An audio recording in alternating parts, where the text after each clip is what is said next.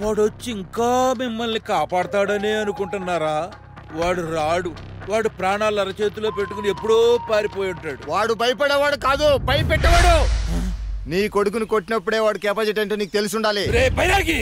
అయ్యా, నేను కళ్ళు మూసి తెరిసే లోపు వీళ్ళ శవాలు కూడా నా ఎదురుగా ఉండకూడదు. అలాగేనయ్యా.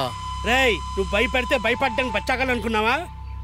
Pulakeshi, friend of Pithikesi, born out of భయం, grown like as a lion. మీ వెనకాతలు 100 మంది తొత్తులు ఉండొచ్చు, కానీ మా పిత్తొక్కు చాలరా మీ ఒత్తులు ఆర్పేయడానికి. సుడిగాల్లో దూళ్ళ దూకుల్లో మహేష్ బాబులా ఈ పాటికే దూసుకొచ్చేస్తుంటాడు. ఆ విషయం నేను డైలాగ్ చెప్పొచ్చు. ఇక్కడ వస్తాడంటావా? ఏమో నాకు మాత్రం తెలుసు. ఫ్లోలో నేను ఫాలో అయిపోయాను.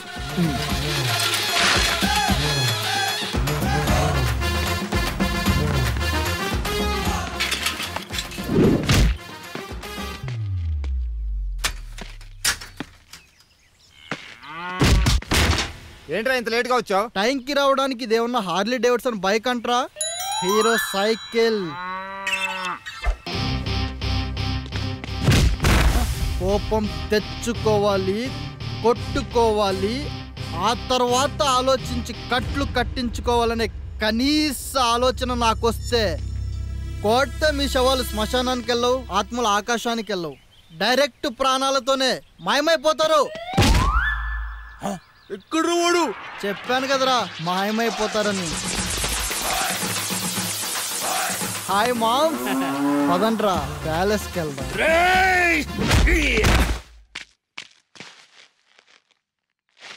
పిల్లవని పేరంటానికి వచ్చి పెళ్లి కూతుర్ని తీసుకెళ్తానంటే చూస్తూ ఊరుకోవడానికి నేను పిచ్చి పొంతుల్ని కాదురా, పిచ్చయ్యా.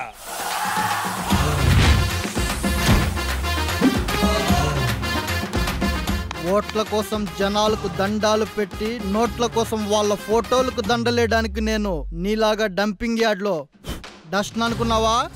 దమ్మున్న మగాణ్ణి, దరిద్రానికి మరో రూపాన్ని.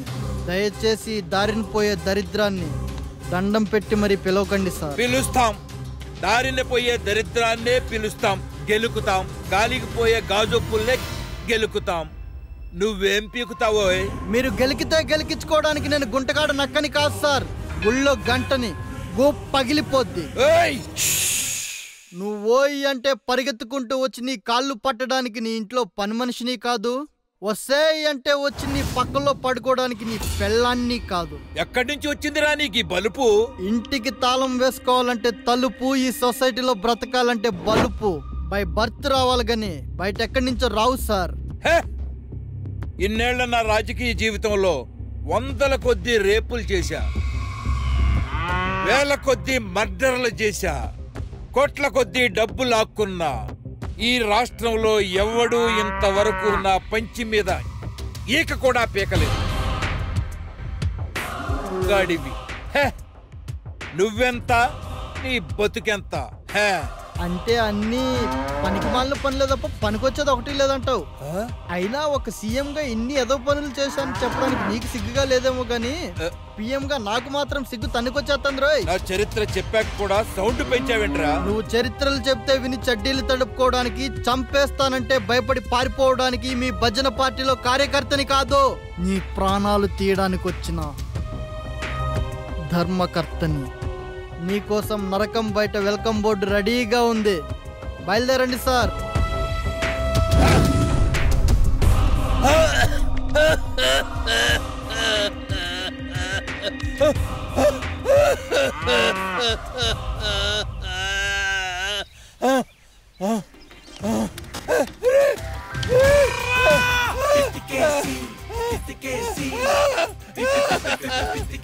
అన్నట్టు పిఎం అంటే ఏంటో చెప్పలేదు కదా, పొరపాటున ప్రధానమంత్రి అనుకున్నావేమో.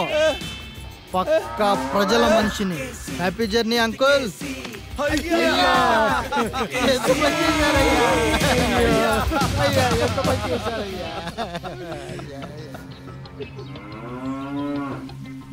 ఇంతకీ పోయింటాడంటారా? డౌటే.